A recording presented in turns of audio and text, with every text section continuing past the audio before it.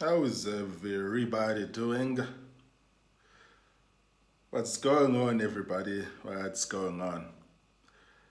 I wanted to talk to you today about a serious matter of the issue of sexual A or sexual H, which in this instance we're gonna shorten for SA or SH. Sexual assault and sexual harassment. Suppose these words have to be said, but even though they affect our reach on YouTube, because YouTube does throttle and shadow ban videos that have these terms. But since we have defined them, I see no need in me repeating them going forward. We're just gonna call them as SA and SH. There is a case that is going on right now in South Africa involving a judge president in the High Court in the province of the Eastern Cape. And to my American friends, what a judge president would be, I would make an example as, for instance, in the US Supreme Court, the judge president of that particular court is the chief justice.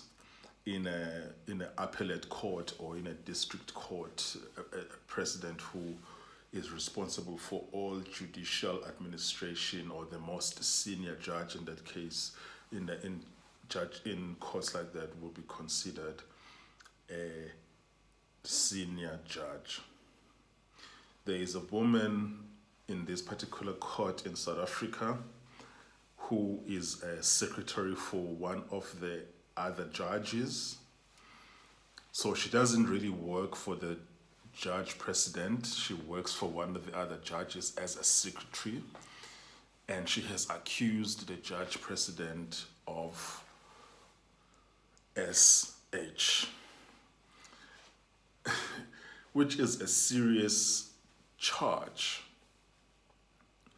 But as the tribunal that is hearing this case has been sitting, and like hours of hearings has happened, and I've watched some of it, and it's causing a huge noise and debate online in South Africa.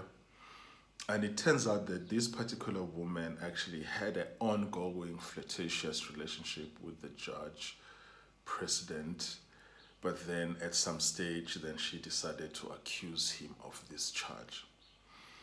Now the woman, or the accuser's defense team, is now advancing this notion that this woman was not in a position on giving informed or competent consent because of the major power imbalances that exist between her and the judge president. And they want us to believe that this woman, who is 42 years old, did not know what she was doing or what she was consenting to, or she was not in a position to consent because of power dynamics.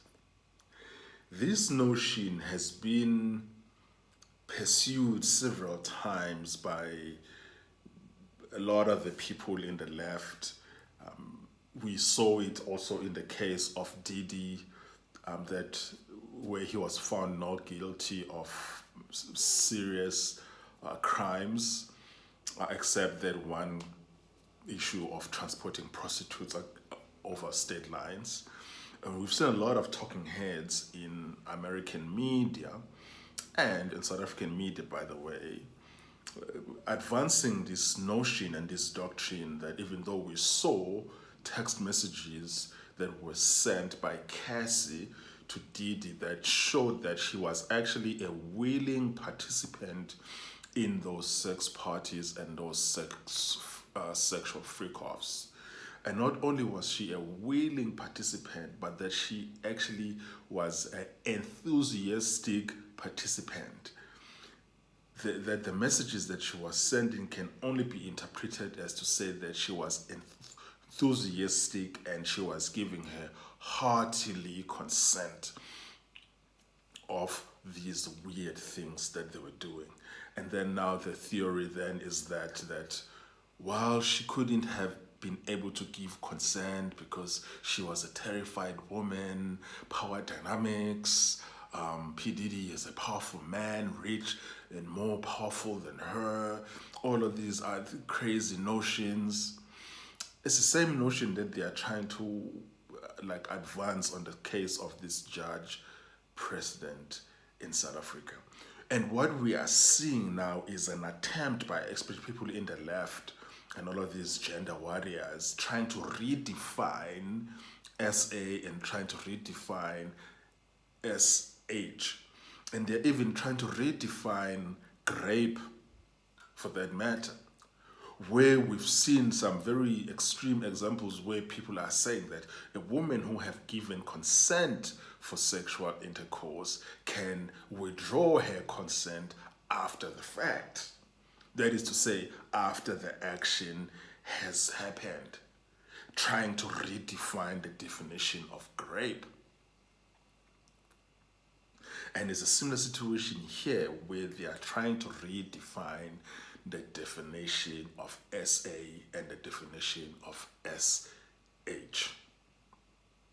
And here, and where these arguments start falling apart is that if you follow this logic to its natural conclusion, it would mean, therefore, that these people think that it is unlawful in all circumstances for a man who is more powerful than a woman, who is way richer than a woman, to engage in any kind of fraternization of any kind, whether it's dating, whether it's just hookup sex, whether it's flirting, or any kind of fraternization.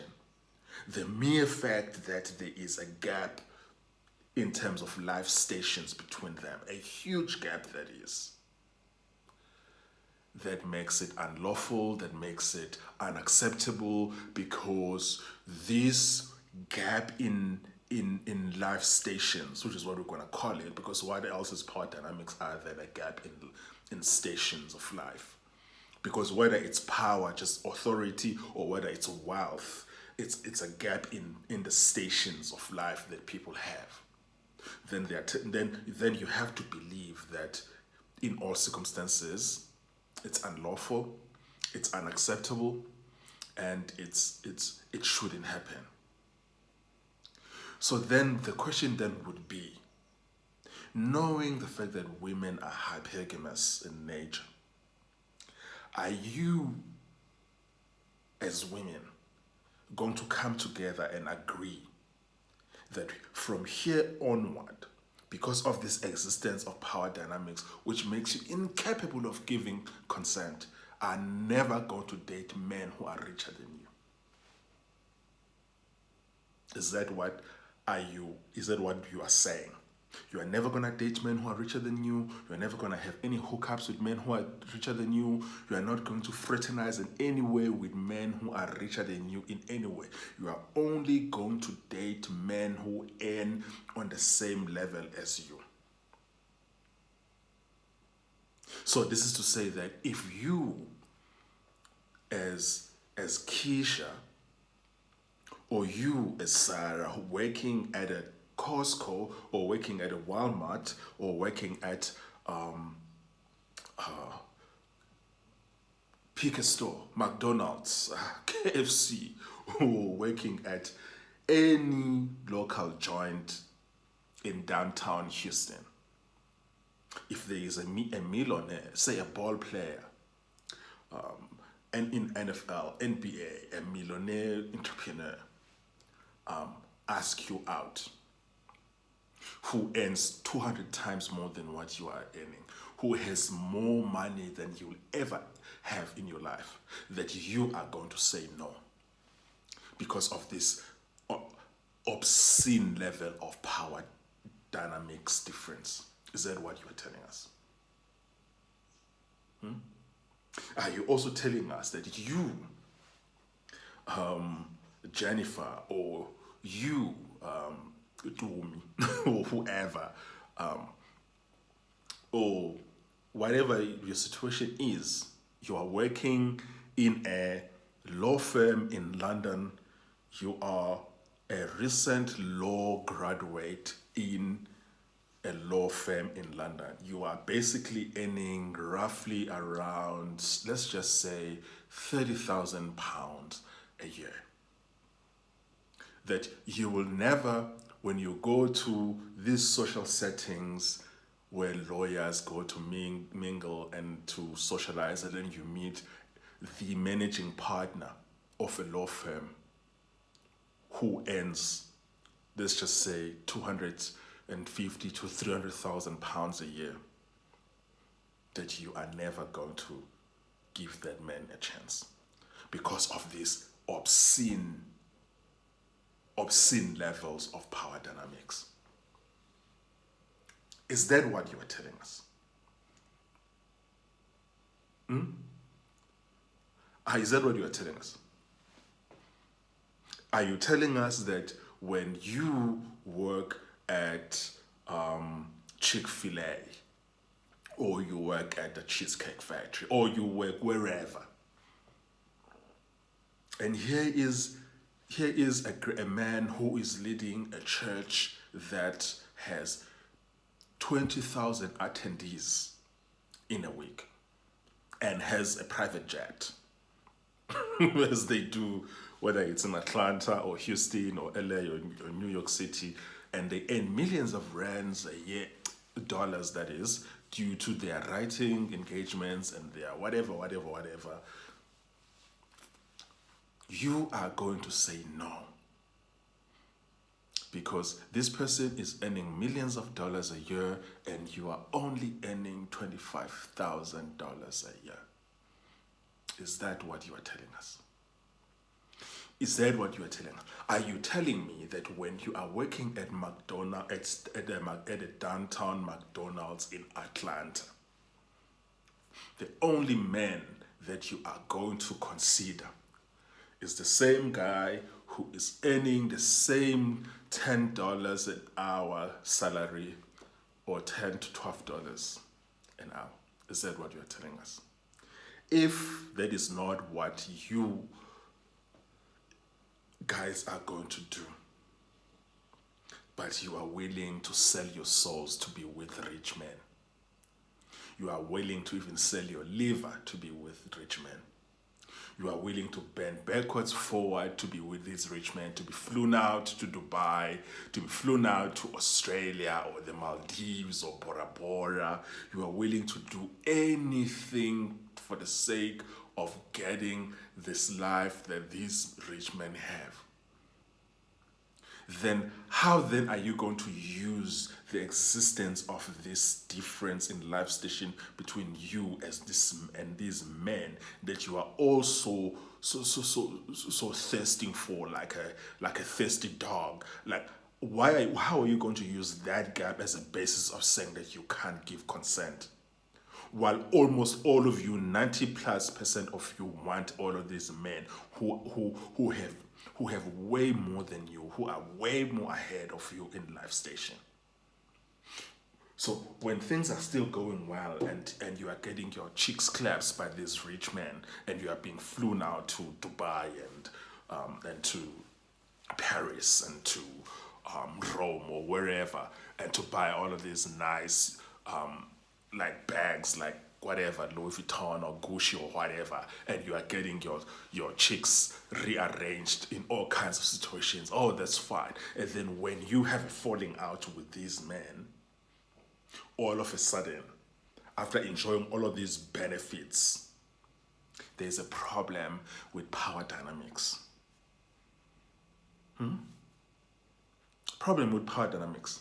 There was no problem with power dynamics when you were enjoying this nice soft life that you cannot afford on your own, but you were only able to experience by your association with rich and powerful men. But all of a sudden, when there's a fallout between you and these men, that you willingly participated in whatever crazy activities that you were participating in, all of a sudden there's a problem because of power dynamics. When the mere existence of power dynamics is your primary mating strategy. Dating men and sleeping with men who have more than you do, who are more successful than you, is your primary mating strategy. But all of a sudden, when things don't go well, you attribute your primary mating strategy as the problem to why you couldn't give consent, when you would never give the guy who is flipping beggars across you when you are the cashier at McDonald's. Oh no, you'll never look at him. This secretary at the High Court in the Eastern Cape of South Africa, she had all opportunities to date men who are within her level. There are janitors at the court, there are security guards at the court, there are cleaners, there are all kinds of low backroom staff who are support staff who she would have any opportunity to flirt with, to exchange flirtatious messages and hook up with. Even in her community where she lives, which I'm assuming that she lives in a township, in, I don't know where this high court is, I think it's in Bisho, if I'm not mistaken, or let's just say PE. She has all opportunities to date these men who she sees day to day in the township. But no, she doesn't want those men. You know who she wants? She wants the JP. And the fact that he's a JP is probably 90% of the reasons why she's flirting with him.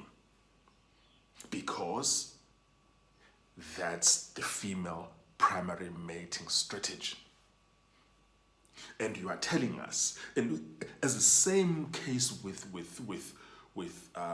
Cassie, by the way, that the reason why she was with P. Diddy, 90% of the reasons why she was with him is because he is this successful music mogul who is more successful than her. Then she can get benefits that she would rather not get. She won't get any other way. And you are telling us what? You are telling us what? You are telling us that you want to outlaw hypergamy. Is that what you want to do? Hypergamy is now illegal. Is that what you are telling us? Folks, please take us seriously. Like, really, I hate it when people treat us like idiots. Which is exactly like what is happening here. People are treating us like idiots. They are treating us like children. And it really upsets me. Don't pee on me and then tell me that it's raining. This woman, in this particular case, in the case against the judge president in South Africa, as we have seen through the testimony and the cross-examination that has happened, she consented to everything that was happening. She was a willing participant. She is not a helpless child that did not know what to do and was coerced because this is a JP, oh, I'm afraid for my career. No. The JP does not even have control over her employment. He doesn't. So I'm just concerned about the nature of our intersexual relationships when we have one side becoming ever more and more dishonest and more mischievous and more just outright wickedness. Because this particular woman perjured herself several times under oath. Some of the things that are in her sworn testimony has been demonstrably shown under cross-examination that some were misleading and some of them were just outright falsehoods, which is perjury. This is what we are dealing with. People who are willing to perjure themselves and lie under oath for whatever bitterness that she has between this, because something didn't work out between her and this guy. And you have an audacity to tell us that the very same thing that you rely on when you are mating, which is hypergamy, you want us to believe that that very same thing is the thing that makes you incapable to give consent. Please explain it to me like I'm a 2-year-old. Yeah, let me know in the comments below, what do you think? What do you disagree? Do you agree? Do you agree in part? Disagree in part? Let's talk about it. Awesome.